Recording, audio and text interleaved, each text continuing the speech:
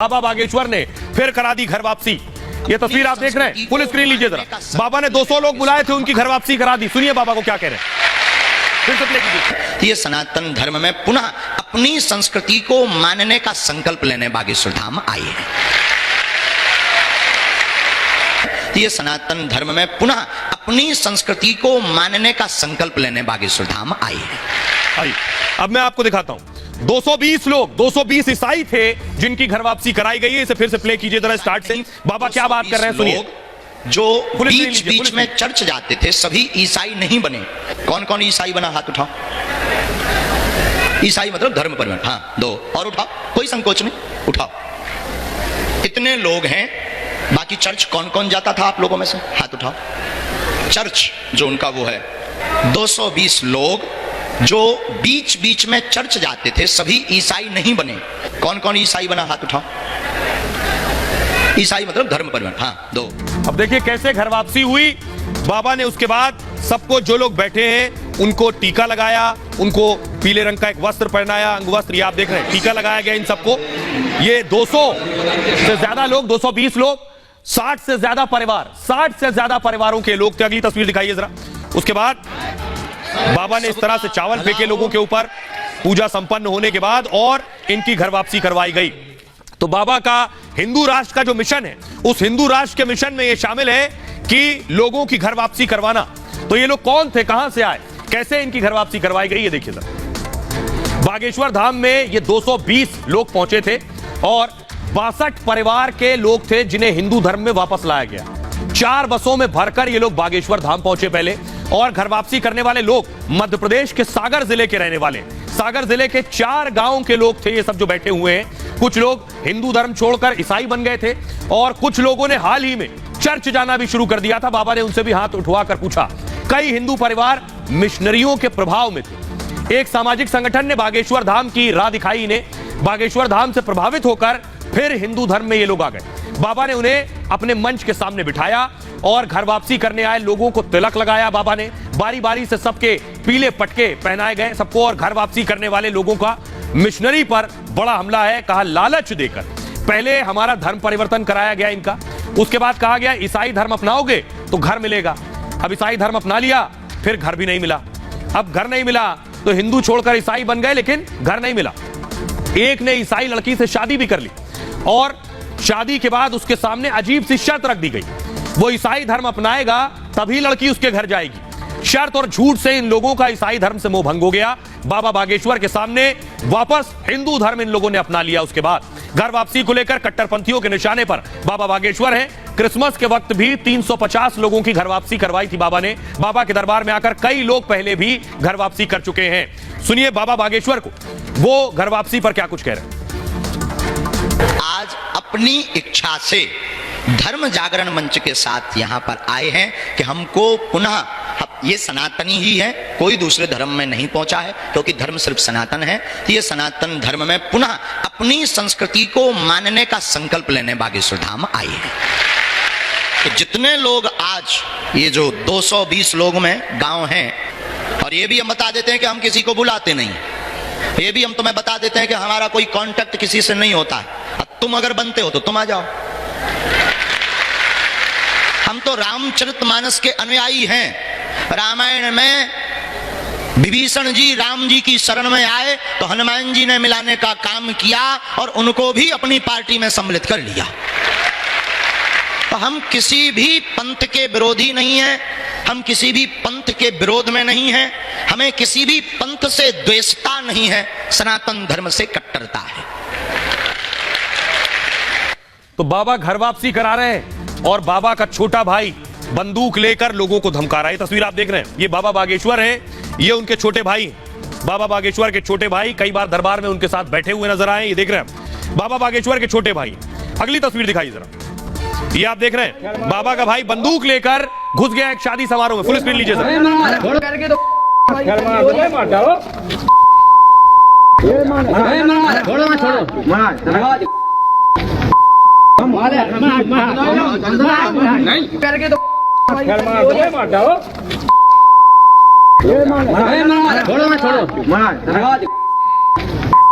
भाई अब मैं आपको बताता हूं बाबा बागेश्वर के भाई कौन हैं और ये क्या कर रहे थे वहां। हाथ में इनके बंदूक थी, बंदूक लेकर क्यों पहुंचे शादी समारोह में। दरअसल बाबा बागेश्वर के छोटे भाई विवाद में फंस गए। ये छोटे भाई, बाबा बागेश्वर के छोटे भाई का नाम है शालीग्राम और शालीग्राम के हंगामे का वीडियो इस वक्त वायरल हो रहा है। शादी समारोह में धमकाते नजर आ रहे हैं शालीग्राम, मुंह में सिगरेट और हाथ में पिस्टल ताने दिखे तस्वीरों में। बाबा के भाई पर दलित परिवार से बदसलूकी का आरोप लगा है। आरोप है कि शालीग्राम ने दलित परिवार को धमकी दी है और बाबा के भाई ने गाली गलौज और मारपीट भी की है। 11 फरवरी का वाकया है जिस वक्त यह तस्वीर बताई जा रही है। सामूहिक विवाह में शामिल न होने पर नाराज था बाबा का भाई। बागेश्वर धाम में 121 गरीब लड़कियों की शादी कराई गई थी और सम्मेलन में दलित परिवार की बेटी को भी शादी कराने को कहा गया था। दलित परिवार ने मना कर दिया और उन्होंने अलग से अपनी शादी समारोह संपन्न किया। तो खबर यह है कि इसी बात से नाराज होकर बाबा के भाई ने हंगामा कर दिया और बंदूक लेकर शादी में पहुंच गए। वो तस्वीरें मैं आपको दिखाने जा रहा हूं। बाबा ने जब 121 कन्याओं की शादी कराई थी, ये आप देख रहे हैं, बाबा बागेश्वर ने शादी कराई थी 121 कन्याओं की और इसी जगह उस दलित बेटी को भी आना था जिसमें नहीं आई, जिसके बाद बाबा का भाई बंदूक लेकर धमकाने पहुंचा। बहरहाल खबरों में आगे बढ़ते हैं। अब बात आज की एक और बड़ी खबर की। खबर यह है, पिछले दिनों मैंने आपको बताया था कि डॉन का बेटा पकड़ा गया, जेल में है, पत्नी भी जेल में थी, लेकिन अब इसी डॉन के बेटे को अपनी हत्या का डर सता रहा है। डॉन का बेटा खौफ में है, यानी मुख्तार अंसारी का बेटा अब्बास अंसारी डरा हुआ है, घबराया हुआ है और अब जान का खतरा सता रहा है। अगली तस्वीर दिखाई जरा, ये आप देख रहे हैं, ये तस्वीर वो है, डॉन के बेटे को जेल से शिफ्ट किया गया। अब तक एक जेल में था, चित्रकूट जेल में, और कासगंज जेल शिफ्ट किया गया है डॉन के बेटे को। ये तस्वीर देख रहे हैं, अब्बास अंसारी को दूसरे जेल ले जाया गया। लेकिन अगली तस्वीर दिखाई जरा, ये है वो नया जेल, ये नया घर है डॉन के बेटे का, जिला कारागार कासगंज। अब इसी में डॉन का बेटा है, लेकिन इस जेल में डर लग रहा है, मौत का खतरा है। किससे डरा हुआ है डॉन का बेटा आपको बताता हूं। उसको डर लग रहा है कि उसकी जान जा सकती है, उस पर जानलेवा हमला किया जा सकता है। तो डॉन को भी डर लगता है और बेटे को भी डर लगता है। कासगंज जेल में अब्बास को डर लग रहा है। भाई उमर अंसारी ने प्रमुख सचिव को दरअसल चिट्ठी लिखी है। डर है कि गैंगस्टर कुंटू सिंह इनकी हत्या करवा देगा। कासगंज जेल में ही सजा काट रहा है कुंटू सिंह भी, और बाहुबली ब्रजेश सिंह धनंजय सिंह पर साजिश का शक जताया गया है। अब्बास अंसारी को जेल में सुरक्षा देने की मांग की गई, जेल बदलने की मांग भी अब्बास अंसारी कर रहा है कि हमारी जेल बदलो। कासगंज जेल में हाई सिक्योरिटी बैरक में अब्बास को रखा गया है। चित्रकूट जेल में सीक्रेट मुलाकात के बाद उसको ट्रांसफर किया गया था। पत्नी निखत से जेल में बंद कमरे में उसने मुलाकात की थी। अब आपको दिखाता हूं वो कौन है, वो कौन है जिससे डर लग रहा है। यह है कुंटू सिंह। कुंटू सिंह से डर लग रहा है डॉन के बेटे को। अब कुंटू सिंह से आपको तारुफ कराते हैं। कुंटू सिंह भी कासगंज जेल में है जहां अब्बास अंसारी को लाकर रखा गया है। तो कुंटू सिंह कौन है जिनसे डॉन का बेटा डर रहा है? D11 गैंग का माफिया है कुंटू सिंह, और कुंटू सिंह को ध्रुव सिंह भी कहा जाता है। यूपी के टॉप 10 अपराधियों में शामिल है कुंटू। हत्या अपहरण समेत 71 मामलों में आरोपी है। हिस्ट्री शीटर अजीत सिंह हत्या का मास्टरमाइंड है। बीएसपी विधायक सर्वेश उर्फ सीपू की हत्या का आरोपी है। 213 दिन में दिन दहाड़े गोली मारकर फरार हुआ और साल 2013 में कुंटू सिंह पर गैंगस्टर लगाई गई थी। बाहुबली धनंजय सिंह का शूटर बताया जाता है कुंटू। यह है कुंटू सिंह। अब मैं आपको बताता हूं डॉन के बेटे की जो पत्नी है, यानी डॉन की बहू निखत, निखत भी जेल में है। निखत जेल में फूट फूट कर पूछताछ के दौरान रिमांड में रो पड़ी। क्यों रो गई निखत, आखिर क्या वजह है रोने के पीछे, कैसे फंस गई डॉन की बहू, यह आपको बताने जा रहा हूं मैं। फंसने के पीछे बड़ा वजह यह है कि डॉन की बहू को आखिर डर क्यों लग रहा है, क्यों वो खौफजदा है। देखिए जरा, अब्बास से मुलाकात के दौरान निखत गिरफ्तार हो गई और चित्रकूट जेल में निखत ने सीक्रेट मुलाकात की थी। अब चित्रकूट जेल में ही बंद है निखत अंसारी इस वक्त। निखत के बैग से विदेशी करेंसी और 2 मोबाइल मिले हैं। निखत के आईफोन में 3 इंटरनेशनल नंबर मिले। निखत और उनके ड्राइवर को रिमांड पर लिया गया, जिसके बाद एसआईटी और एसटीएफ और साइबर टीम ने निखत से पूछताछ की। पहले दिन पूछताछ में निखत काफी परेशान रही। निखत सवालों में एसआईटी को उलझाती रही। दूसरे दिन निखत ड्राइवर का सामना कराया गया, आमने सामने बिठाया गया। पूछताछ के दौरान निखत अंसारी बीमार हो गई। तीसरे दिन पूछताछ के दौरान निखत रो पड़ी और टीम के सामने हाथ जोड़कर गिड़गिड़ाने लगी। बोली, निर्दोष हूं, पति से सिर्फ मिलने गई थी। रिमांड पूरी होने के बाद निखत को जेल भेज दिया गया। 3 दिनों में निखत से करीब 60 सवाल पूछे गए। अंडरवर्ल्ड और दुबई कनेक्शन को लेकर पूछताछ की गई।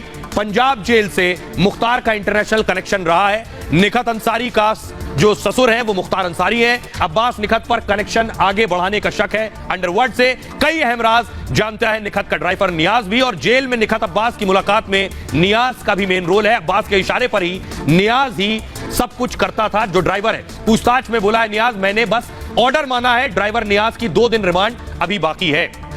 आइए खबरों में आगे बढ़ते हैं। आज की एक और बड़ी खबर है बिहार से जुड़ी। 2024 का सपना और जल रहा पटना। पटना के जो हालात हैं वो आप देख रहे हैं। क्या नीतीश कुमार से, तेजस्वी यादव से पटना संभल नहीं रहा? पटना की तस्वीर मैं आपको दिखाने जा रहा हूं। पटना के हालात क्या हैं, पटना में स्थिति क्या है। बिहार की राजधानी पटना में भारी हिंसा और बवाल हुआ। पटना के पास जेठुली में पार्किंग विवाद को लेकर 2 पक्ष आपस में भिड़ गए और विवाद इतना बढ़ा कि 50 राउंड फायरिंग हुई। फायरिंग में 2 लोगों की मौत हो गई है और कई घायल हो गए हैं। दिन दहाड़े फायरिंग और मौत से जनता भड़क उठी है। आरोप है कि बच्चा राय की फैक्ट्री और मैरिज हॉल में आग लगा दी गई। गुस्साई भीड़ ने पुलिस पर पथराव कर दिया है। पुलिस ने आंसू गैस के गोले छोड़े तो बवाल और ज्यादा बढ़ गया। फिलहाल जेठुली में तनाव है और भारी पुलिस तैनात की गई है। बिहार में जंगल राज है और नीतीश 2024 के प्लान में जुटे हुए हैं। बिहार में कानून व्यवस्था और पार्टी संभालने को लेकर सवाल है।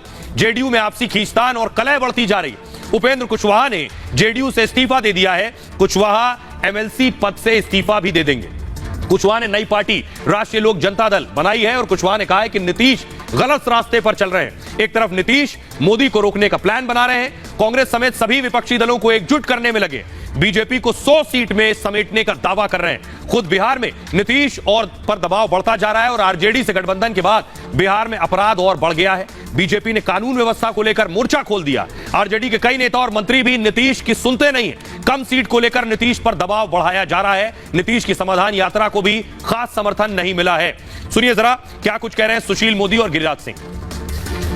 जो हम लोग बार बार कहते हैं जंगल राज की वापसी, इसका मतलब क्या? जो लालू जी का 15 साल का राज था, लगता है दोबारा लौटकर बिहार के अंदर आ रहा है। आए दिन घटनाएं घट रही और फतवा में जो कुछ बहुत ही आश्चर्यजनक है कि केवल ट्रैक्टर की पार्किंग को लेकर विवाद में 3 लोग मारे गए और लोगों ने घरों में आग लगा दिया। लोगों को पुलिस का भी डर नहीं है। पुलिस तो वहाँ खड़ी रही, देखती रही, पुलिस भी कुछ नहीं कर पाई।